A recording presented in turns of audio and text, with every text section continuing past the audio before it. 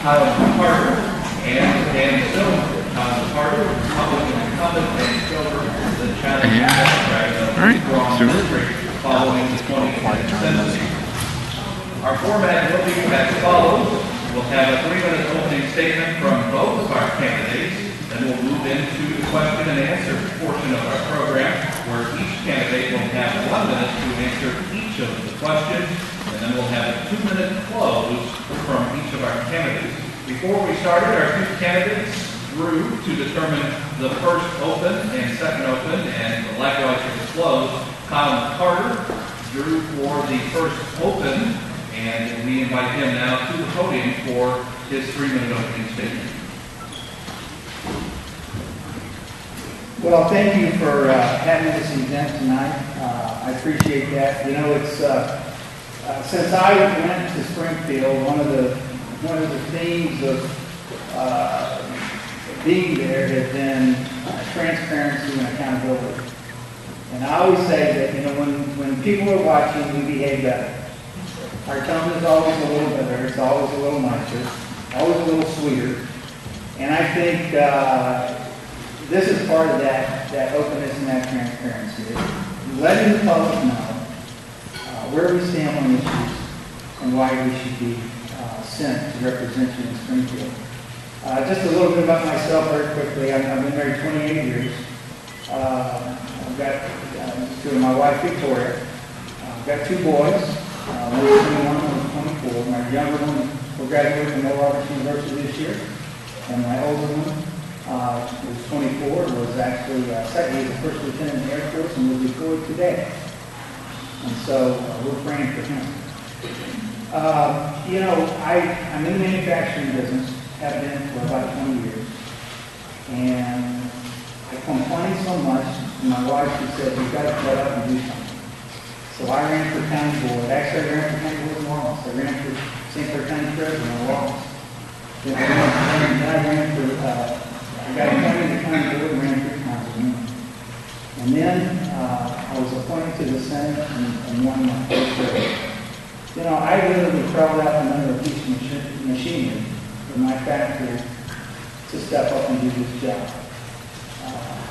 I do it because I want my kids to come back home.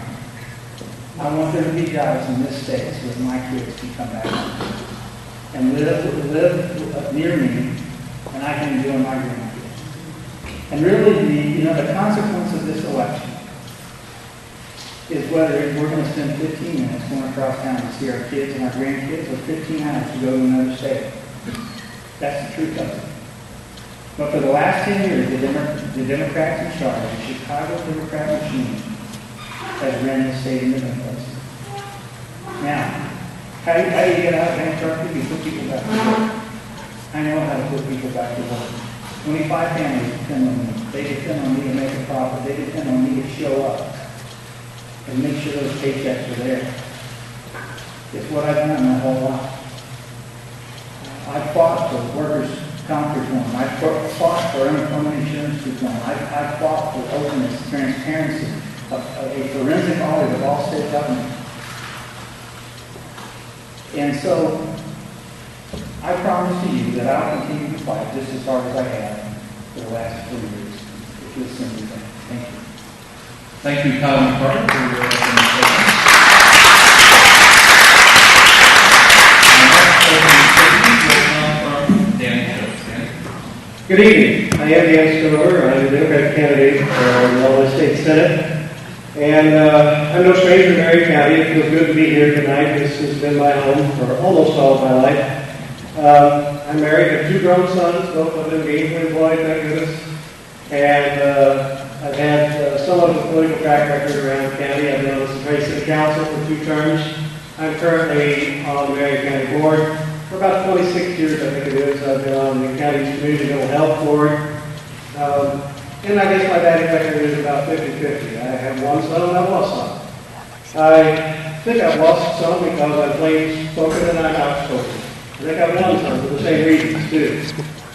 So let's get at it tonight. I'm asking you to do some math. Add up the pros and cons of both me and my candidates.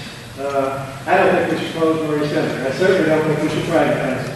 It's a travesty that we've lost the animal disease lab. I support working men and women and organized labor organizations that represent them. I support prevailing wage. I do not support the concept of Illinois becoming a right to work state. That is the greatest robbery of the English language that I can think of. It's not the right to work, it's the right to work for less, the right to starve and not serve your family like you should. I support the war. I am not a big supporter of the war on women. In fact, I work with every fiber of my being to try to address women's issues of health and wages and gender equity and other issues. I'm opposed to the exportation of jobs to other countries. I would support a bill that would protect children from school bullies. I think we should pay our bills as a state.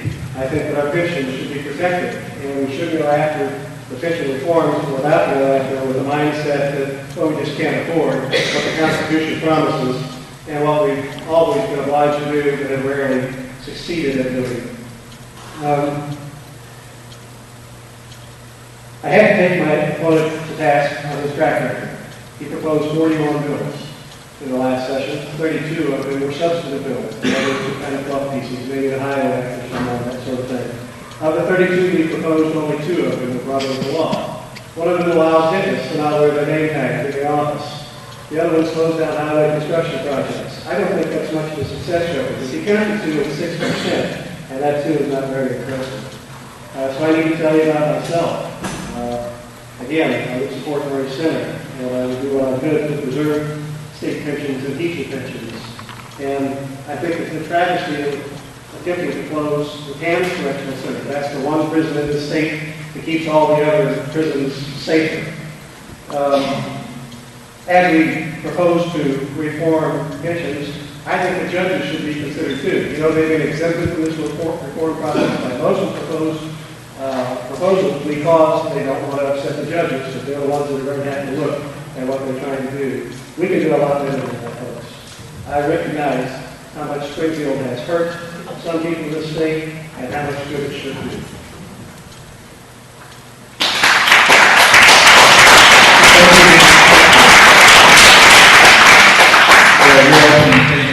We'll now move to the question and answer portion of our program, and we'll ask our first question of Kyle McCarter, and then Dan Stover will also have a chance to answer. Each question we have 60 seconds of response time, and there is no rebuttal in our format, but the media panel can ask some follow-up questions later on if they feel more information is needed on a particular topic.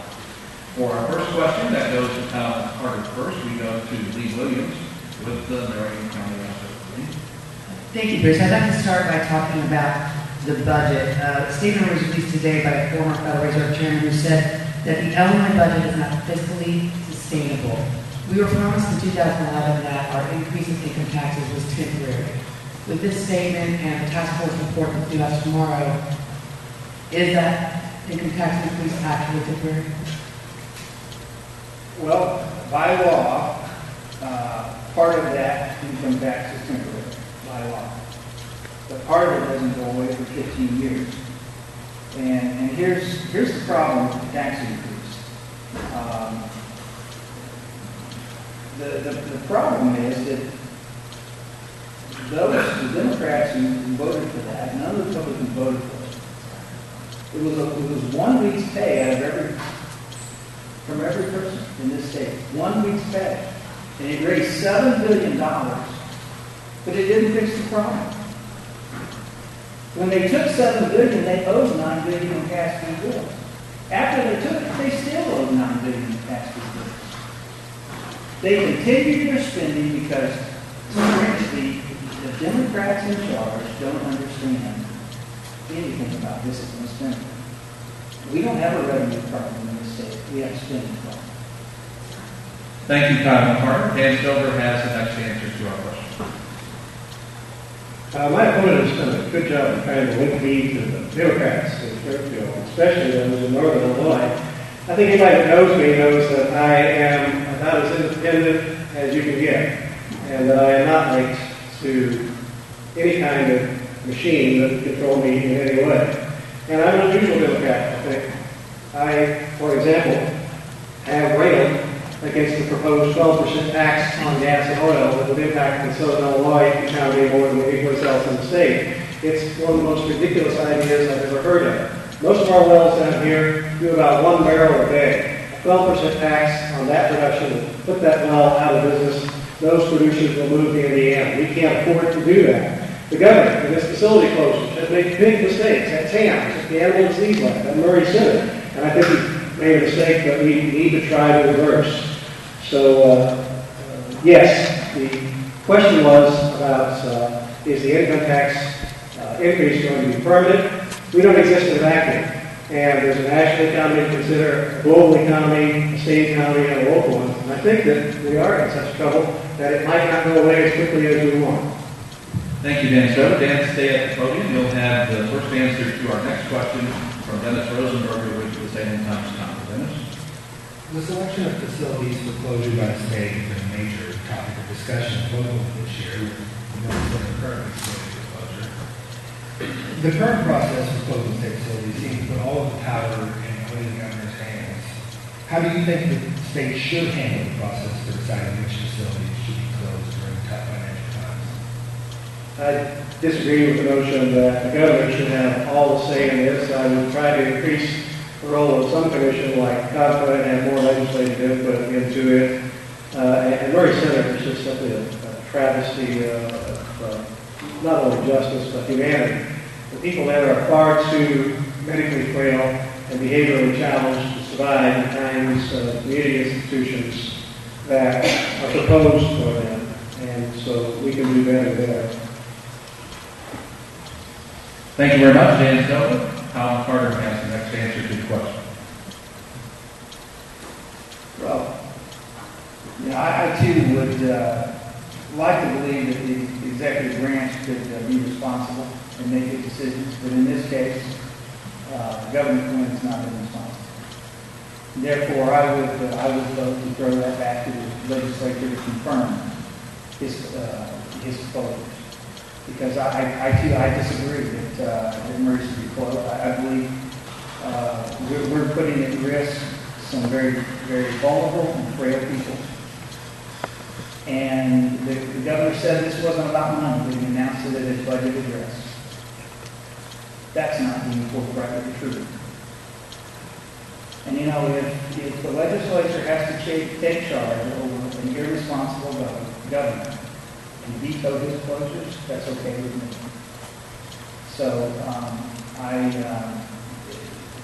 this is a tough situation for people. We're putting their lives in jeopardy.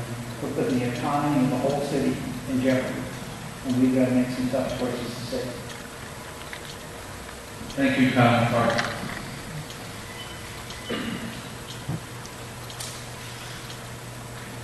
All right, Kyle, you'll have the next question, or the first answer to this next question that I'll pose to you. And I want to stay on the topic of closures because there's been some question as far as your exact stance on Murray Center. If you think it should stay open in its present state, and if there should be changes as far as what its role can be in the future, I'd like you just to lay out what you see and envision in the future for Murray Center, what you think it should become. Well, first of all, I voted for the two bills, one that funded Murray Center and the other that for the Animal Disease Control Act. I voted in favor of those bills to fund both facilities. I believe they should stay open. I believe that we've got to continue fighting. I think the best thing we have going right now is an inept administration. I don't believe that they have the ability to move these people into community care.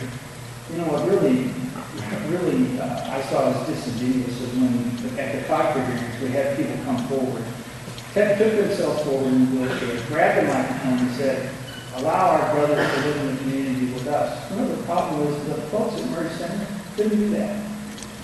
They couldn't even get there to say that. And if they got there, they couldn't even say that. They're too frail, too vulnerable. We've got to protect them.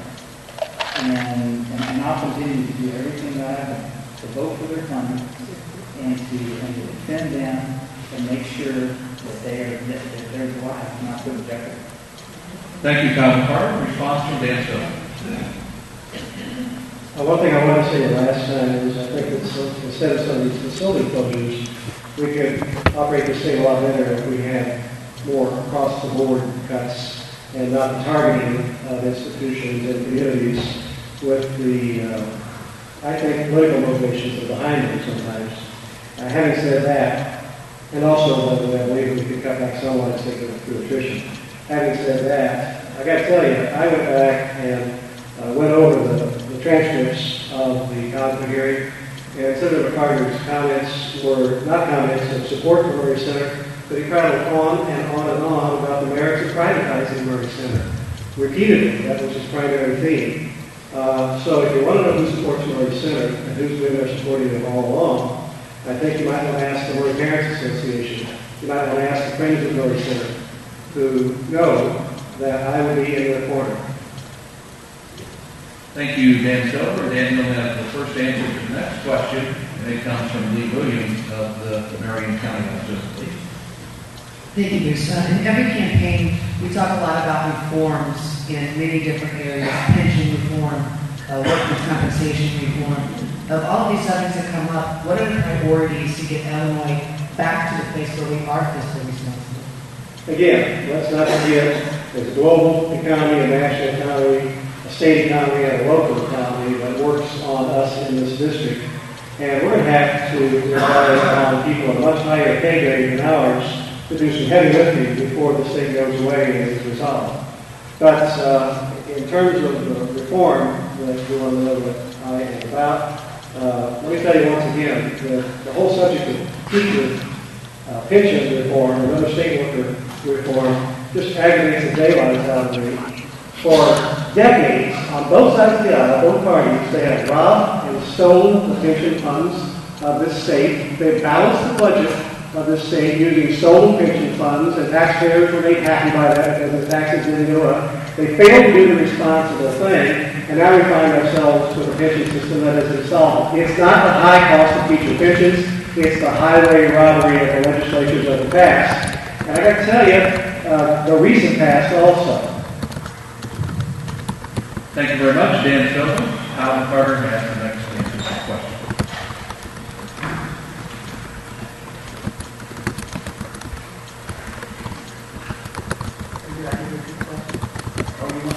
I'm sorry. Yeah, I was just talking about reforms, and we talk a lot about... They do it all the time.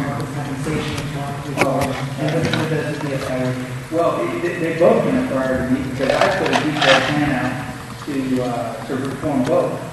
I put out a comprehensive workers' compensation bill that received 28 present votes from the Democrats. Why did they do that? Because they were protecting the trial lawyers. That's exactly why they did that. They care more about special interests than they do making it possible for people like myself to create more jobs in this state by lowering the cost of doing business. Pension reform, all I hear is about my 21 to save this pension.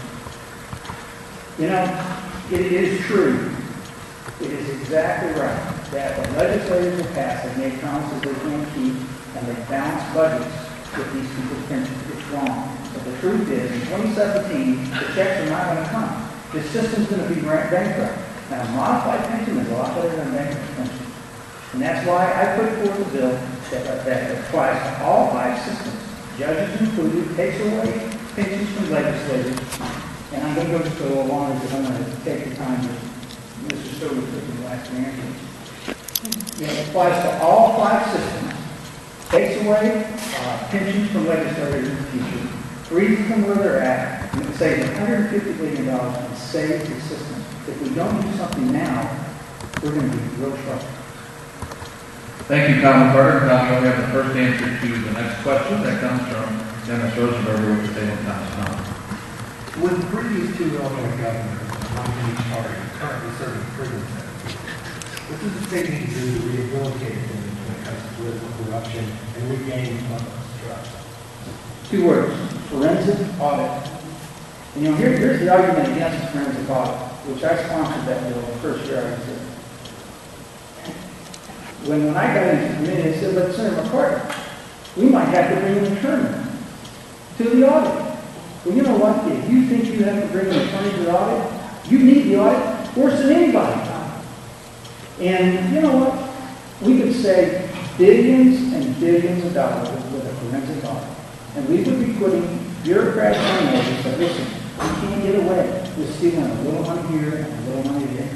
We can't afford it any longer. We're the ones paying the bill. You better shape up or we're going to put you through it. Thank you, Colin McCarter. Response from Dan Stover. But I have a question. With the previous two local governors, one from each party, regardless of circumstances, what the state we did to rehabilitate village, and we gained public trust. Stop putting your faith in the Democratic Party. Stop putting your faith in the Republican Party. Stop putting your faith in the Tea Party. Put your faith in somebody that's going to represent you in the district. And look out for you primarily, and not what the game players in Springfield or Chicago insist. That's been my entire political career. So I've got two words: elect me. Thank you very much, Dan Stover. Dan will have the first answer to my question. That's the irony. And that deals with, there's been a lot of opposition to closing prisons, closing developmental centers, and obviously Governor Quinn thinks that the closing state facilities is one way to try and help bring the budget back into check. My question to both candidates is, are there any state facilities that you would be in favor of? Well, you hate to see that happen to any community, but going back to where it's centered, Choate just does not compare. It is a horrible place with a miserable track record. And Choate, if they're going to close any of them, should have been the one that got closed. Murray Center has certified dead spaces and a great track record. They can bring people from Jacksonville there, they can bring people up from Choate there. I'm not advocating a closure of Choate. I would be advocating that the cuts be across the board and that we try to solve some of our problems by attrition. But I would also admit that sometimes, as is the case at Murray Center, you spend more money on overtime than it is worth. And you might be getting more bang out of the buck if you hired more people at places like that so that you don't have to spend all that overtime money. I'll yield some of my time. Thank you, Dan Stover. Response from Tom McCarter. Well, this is how you put hire more people to eliminate overtime in the same sentence with attrition. I don't know. I mean, that's the craziest thing I've ever heard. You do it for one or the other.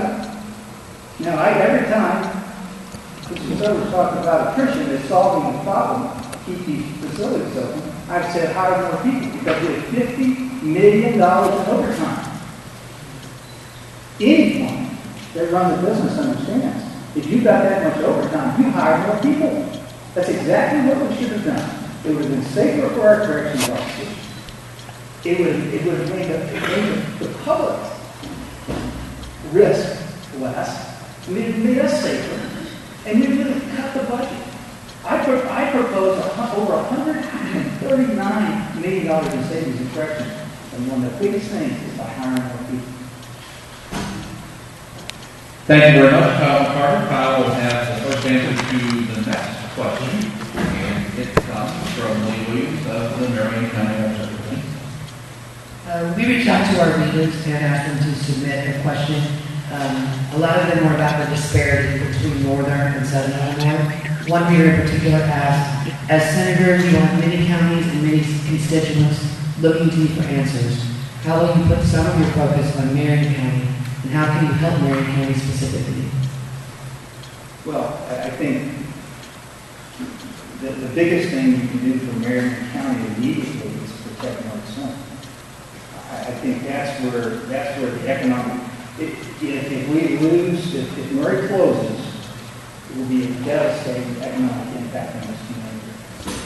That'll hurt every business in the county. And so we've got to focus on that. I think in general we as well fight for workers' compensation, unemployment insurance reform, reducing litigation, reducing regulation, and making the cost of doing business lower so we can attract more jobs. So we compete with Indiana, compete with Missouri, and put our people back to work. You know, in the manufacturing business, we have a saying that says, volume cures many an ill. And I'll tell you what, more people working in the state will produce more tax revenue. We need more taxpayers not more taxes. Thank you, Kyle McCarter. Next answer comes from Dan Stover. My comments about attrition, by the way, were across the board, not just in the Department of Mental Health. There are many aspects of the state's budget where attrition could do the job.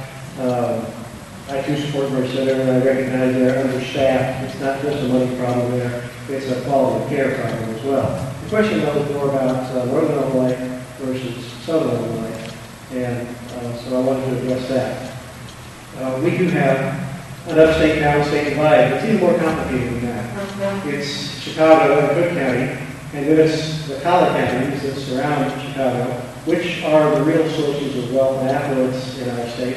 And then there's the rest of Southern Illinois, depending on how you define it, I-80 South or Springfield South. And yeah, we feel like we're left out of the equation many times.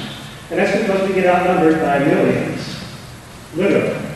We often don't get our way, and we need somebody in Springfield who can be a voice, who can stand up and articulate clearly the needs and issues and goals of Southern Illinois. Thank you very much, Dan Stover. And Dan, in the state of Tony, you'll have the first answer to our next question. Next comes from Dennis Lichtenberger with the Salem Times Conference. Concealed carry has long been a topic of discussion in Illinois. Please explain your stance on the concealed carry issue and what type of legislation, if any, you would support. I support the idea of concealed carry. We're the only state of the 50 that does not have some form of concealed carry. We in Southern Illinois have grown up with guns and have been responsible with them. It's part of our culture. And I understand that they have different problems in other communities here in Illinois. The only way to go past, given the political realities that I just discussed, is if the counties that don't want concealed carry have the opportunity to opt out. You'll never be able to bring them to the table to support this. Otherwise, there are some that are going to say, well, it's their constitutional right too, but I believe we're going to have to let the localities' preferences prevail in this issue so that we can get it for Southern Illinois. But it's going to have to be reasonable, it's going to have to be limited. Of course, there are some people that should never, ever have a firearm in their possession, and there are many people who benefit from the idea of limited, reasonable, concealed carry. Thank you very much, Dan Stover. Response from Kyle McCarter. Well, I will support the Second Amendment as I always have. Concealed carry should be for the whole state, not just selected counties in this state. Here's one of the practical problems with letting some counties opt out. The minute you, as a law-abiding citizen with the permit to carry, cross that county line and you get pulled over, you're a felon. There's a real problem with that. I got a problem with that. And also, there's a lot of people in Cook County that want to protect themselves as well. Doesn't the Second Amendment apply to people in Cook County? Good people that want to protect themselves from thugs coming into their house and hurting their families? Second Amendment applies to them as well. I'm the only candidate that's endorsed by the NRA and the SRA, and there's a reason for that, because they know I'm going to stand strong on the Second Amendment. Thank you very much, Kyle McCarter. And Kyle, I'll ask you first the next question. And it deals with making the state more business friendly. The president and CEO of Caterpillar recently said that he didn't really know what to think about the future of the state of Illinois. He had a major concern. Caterpillar. I know this old. Especially compared to some of the nations. What are the key things that you think needs to be done for people to make the state's business climate better and equal? All the rest of them are the same. Well, this is one of the reasons I went to Springfield. And I'll say this again. You have to reform workers' compensation. You've got to reform unemployment insurance. You've got to reduce the litigation and reduce the regulation. And if you don't do that, you're not going to have risk takers risk their money in this state. They're simply going to go to another state. Our workers' comp is 3 times as high as Indiana. It's 2 times as high as Missouri. It could have saved thousands of dollars at Remington. Instead of going to Mississippi, we could have reformed workers' comp, reduced their payroll by 7%, and that union contract would have been approved, and those people would have been working every day. But instead, The Democrats in charge didn't want to take on the traffic counts. That's what you have to do to lower the cost of doing business and bring jobs back to the state. Thank you, Kyle McCarter. Response from Dan Stover. I'm more concerned that Illinois remaining worker friendly than anything else. Those people who suggest that Illinois should be a union busting state where workers' rights don't matter, where gains have been made evaporate so businesses can make more profit, they shouldn't vote for me at all. That's not what I'm about. And beyond that, I think that we've gone far enough in providing incentives to business that turn around and kick us in the teeth. Incentives to business that then move their labor force to other countries and abandon American workers should no longer receive incentives from our state. They should no longer be tolerated by our state. They should be put on notice that if you do that, the party's over. Thank you very much, Dan Stover. Our next question from the media panel comes from Lee Williams of the Marion County Election. I'd like to follow up Bruce's question a little bit. In the past 10 years, we've had maybe large companies leave the county. Do you think that these incentives that you talked about would be better served to smaller companies and small businesses, which is the way that the future is going as far as employment? To get them to stay in Illinois, sure. There are things that local government can do. I've had that experience on the Cincinnati City Council. But again, there's no vacuum. There are global economics, national economics, and state economics at play. And the global and national economics that concern me the most are these crazy international trade agreements we've gotten ourselves involved in, which caused Ross Perot's giant sucking sound to occur as jobs left this country and went to other places for cheap, sometimes slave labor. And so I think we've got to turn that around in order to improve the business climate in Illinois also. But yeah, there are local things that can be done. We've done them in Salem. I know that mayors in this room have worked on that. Candidates in China have worked on that. And I think there's even a greater role for counties to induce businesses to come to our county. Thank you very much, Dan Stover. The tax increment financing districts, the enterprise zones, those are all kinds of local incentives that are good. You know, as long as the local taxing bodies agree to give that revenue away. As long as that's open to the public as to what they're going to give up for new businesses, that's fine. But you know, the best thing you can do is to give a tax increase. You know, the CME Sears bill that passed, which gave millions of dollars back to those companies. Why? Because they had lobbyists that complained about the tax increase. You know the problem with that, and the reason I voted against it, is because we got nothing. Small businesses got nothing. We still got the 67% increase. But because CME and Sears had big-time lobbyists, they got their break. That's not fair. Everyone should get a break in the state. Every small business should get their money back from the tax increase. Thank you, Kyle McCarter. Our next question comes from Dennis Rosenberger with the Salem Times-Common and will be addressed first to Kyle McCarter. The political climate has become very polarized over the last few years, which seems to lead to an unwillingness to compromise in order to address many issues. How do you feel about the my way or the highway attitude that seems to rule politics today? Is there still room for compromise in today's political climate? I believe there is. I believe there will have to be. I believe there are principles, however, that you shouldn't compromise. I'll give you an example of how I have. And two things. One, the bullying bill came up, which, by the way, 29 other people voted with me against the bill. I wasn't the only one who didn't think it was a good bill. It wasn't a good bill because it told local schools it was going to tell them the exact program that they were going to mandate for our schools to use. It wasn't going to say that we already have bills that say bullying is bad. We already say that this is what bullying is. Now they're going to mandate what program it was.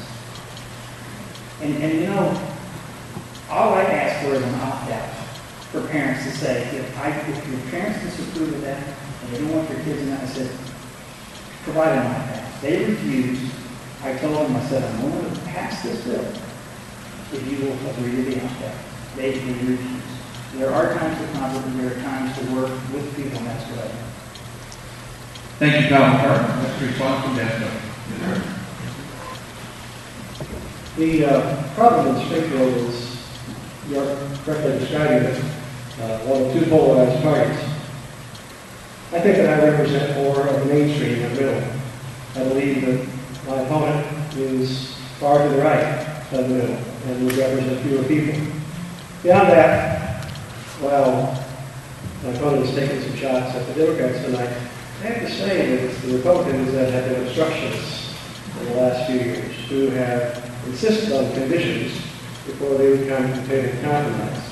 So I think you're right, that what we need is more statesmen in Springfield, fewer obstructionists, and fewer people who are so firmly ideologically entrenched that they can't come to the table to compromise. So part of your comments tonight on the school building bill, not the same as your comments to the right side of the reporting in the press. You made it clear that you thought there were some students who didn't meet, nor should they deserve, protections from bullying. And I find that personally offensive. Thank you very much, Dan Stover. Dan will have the first answer to the next question, which I'll pose to both of the candidates. It deals with school funding. Schools are getting less money from the state, and the superintendent will probably tell you the worst part is they don't know how much money that they're promised is actually going to be delivered, which makes budgeting and trying to keep their schools in operation very difficult. I'd like each of the candidates to address how they feel school funding should be handled and how they would like to reform the current situation. And so we have the first answer. I spent over 30 years in public education at the community college level, and we went through experiences where the state had shorted us on regular occasion, and it is a legislative problem. In our instance, the state went to a 2-year life funding, so our reimbursement in a given year was based on what we got 2 years prior to that, the enrollment within 2 years prior to that, so there was some ability to do some planning, and they always let us down and wouldn't come up with the kind of money they need. Education is a priority for me. Education will always get the money that has been promised to them in the budget. It's one of our state and one of our nation's highest priorities. But there's another problem coming down the pike that we're going to have to deal with also.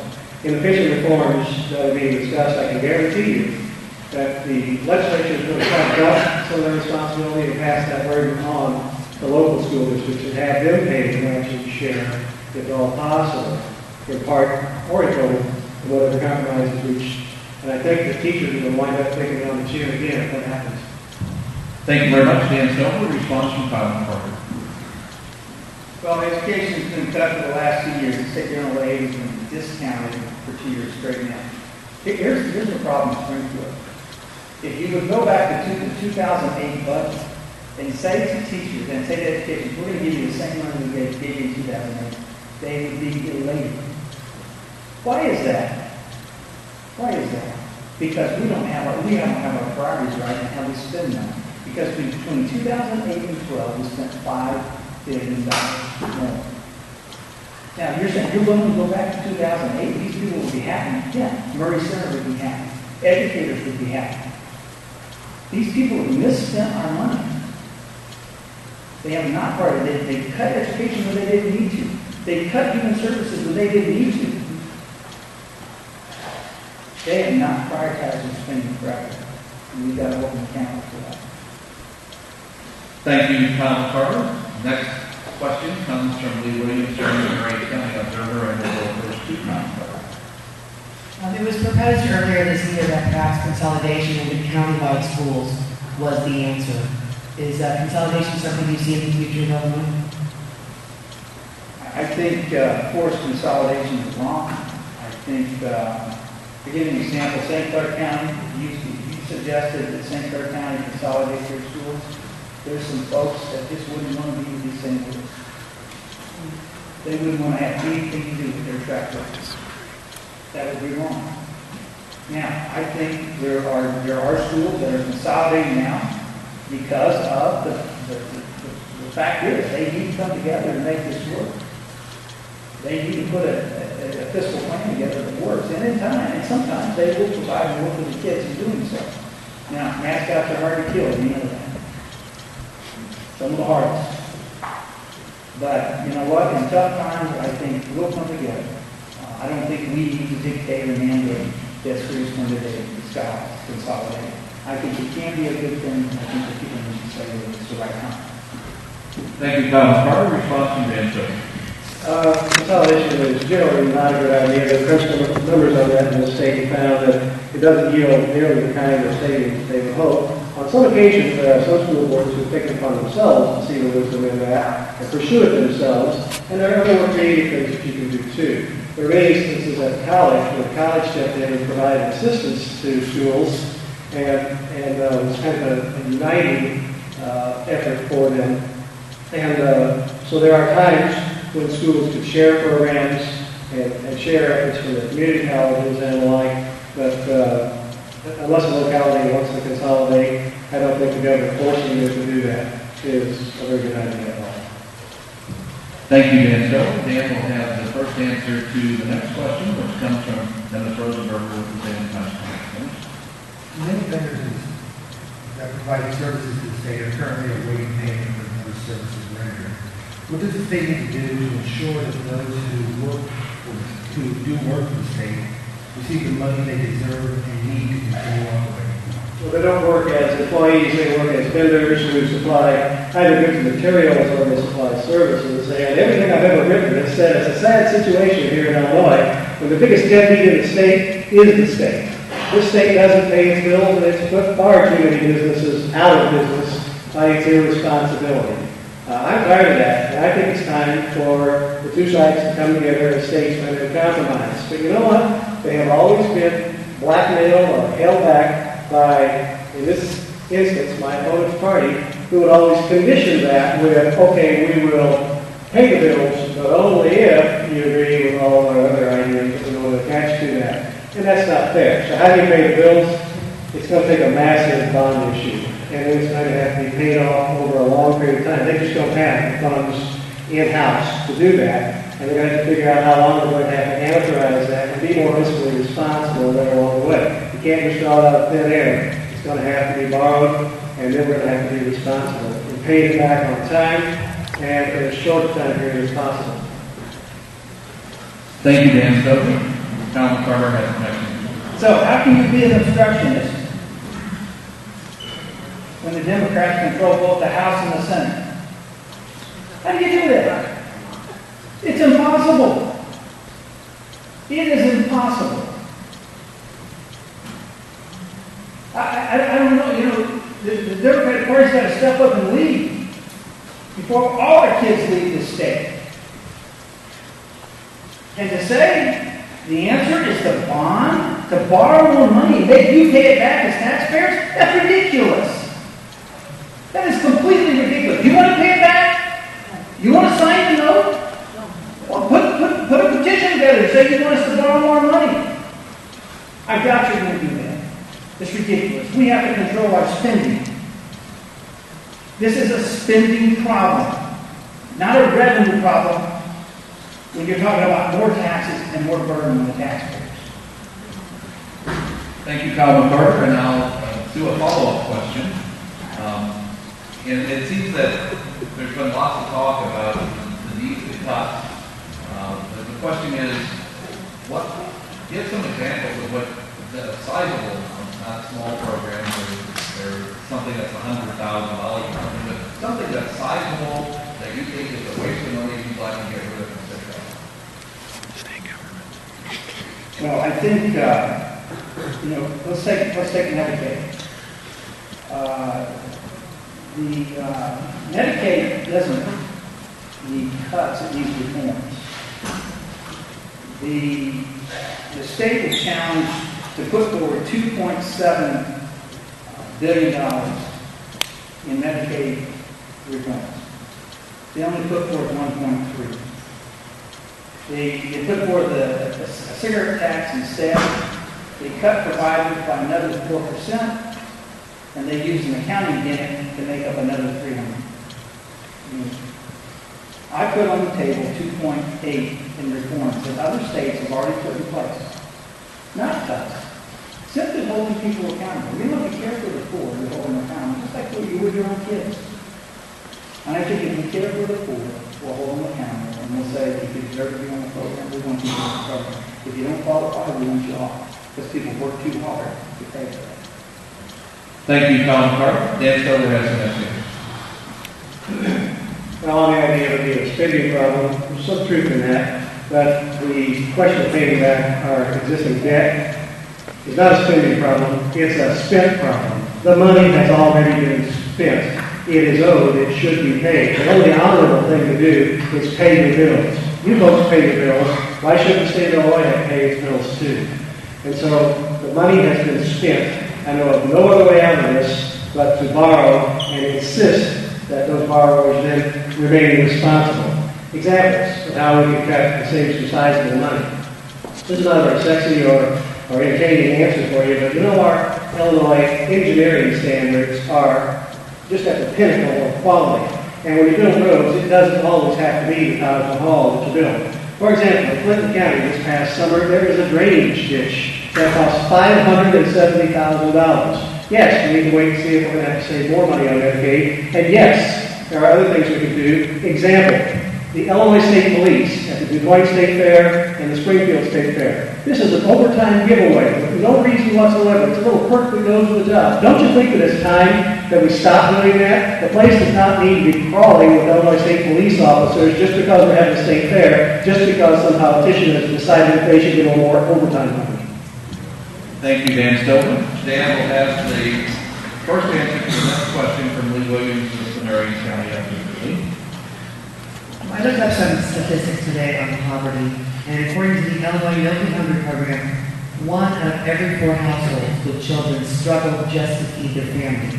19% of the children in Illinois live in poverty. 745,000 children in the state are at risk of not getting enough food tonight. What can you do as a senator to make sure that the children in Illinois are fed? You know, the two parties differ demonstrably on this.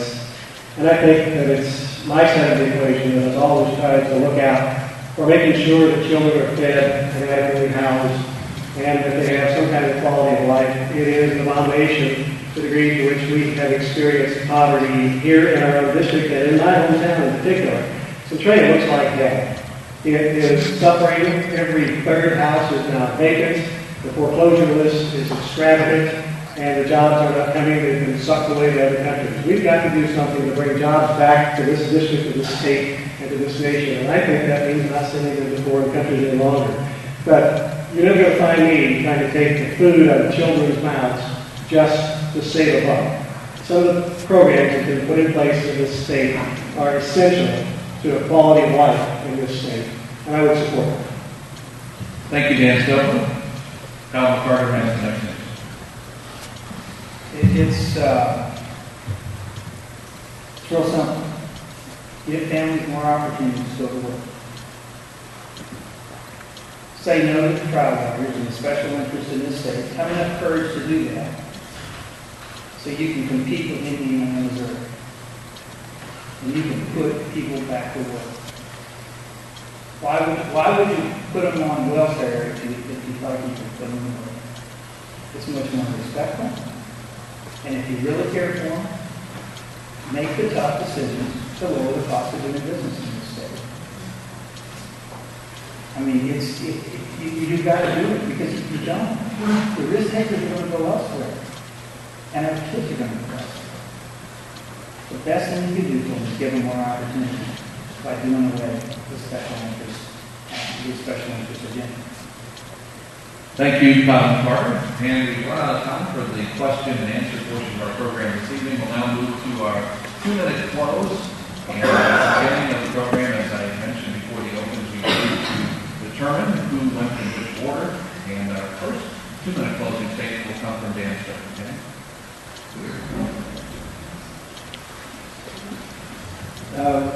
I'm going to close by asking some questions. I'm afraid they're going to be treated as rhetorical questions, but I'm going to ask them anyway.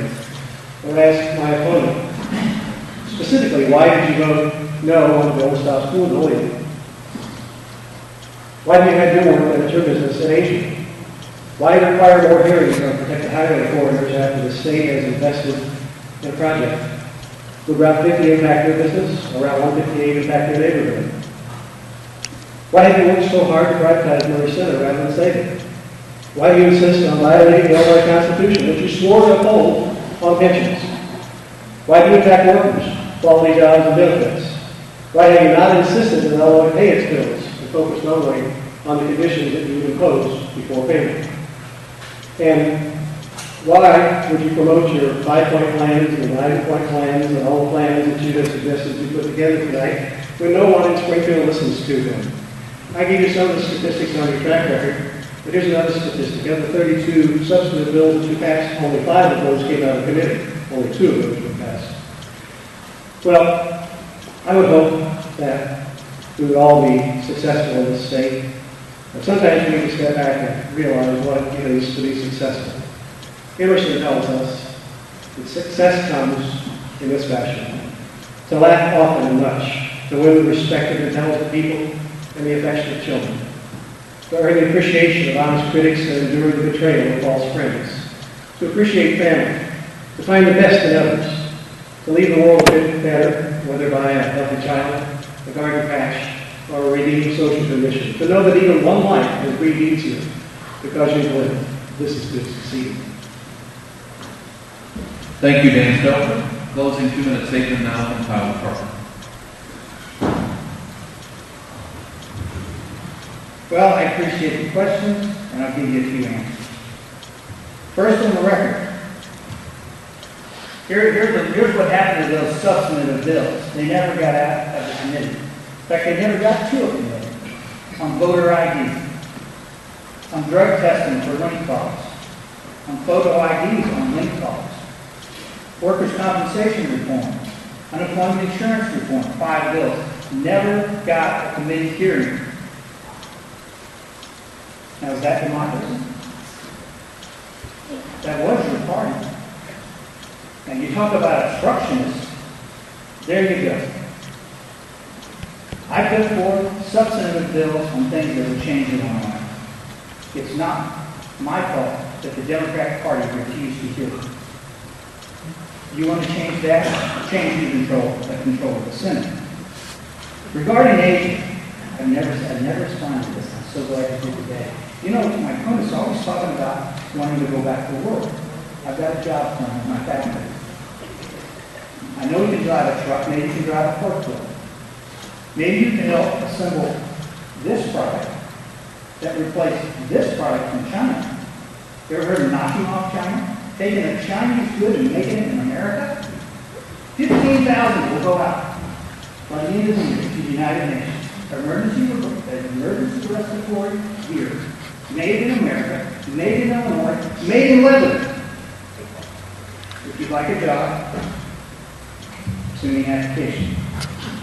Now, talk about a 12% tax. You want to talk about income taxes? My opponent wants to increase income taxes. He's against 12% tax. You know who put the 12% tax on new oil exploration? His party put it on the last day. I was a co-sponsor of the bill to allow fracking to employ hundreds, thousands of people in our district. Privatization? Let me tell you what, I've never said this, but the same lobbyists that the people hired were speaking to people in Springfield the day before the Cochran hearing about privatization. Why do you think I asked them to talk about? Because behind the scenes, with people's money, officials and leaders in this community were talking about privatization. I wasn't. I put them on the record. They lied. If it means saving the economy in this area by keeping those people at Murray Center in a privatized setting and saving the economy and saving their lives, yes, I'm for it. If that's the last resort, yes, I'm for it. I'll do my best to save the country. Like Lincoln said, a bad promise is best unkept. It's unfortunate, but we have to make tough, courageous decisions. And I'll continue to do that Springfield if you allow. Thank you.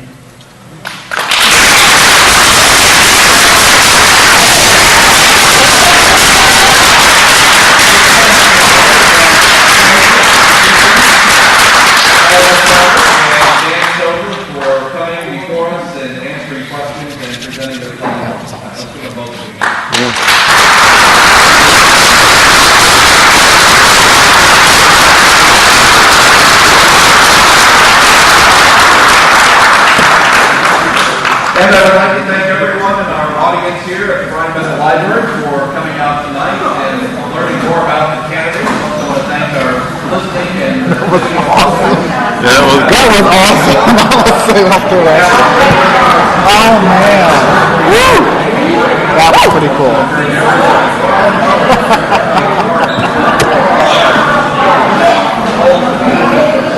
Oh hell.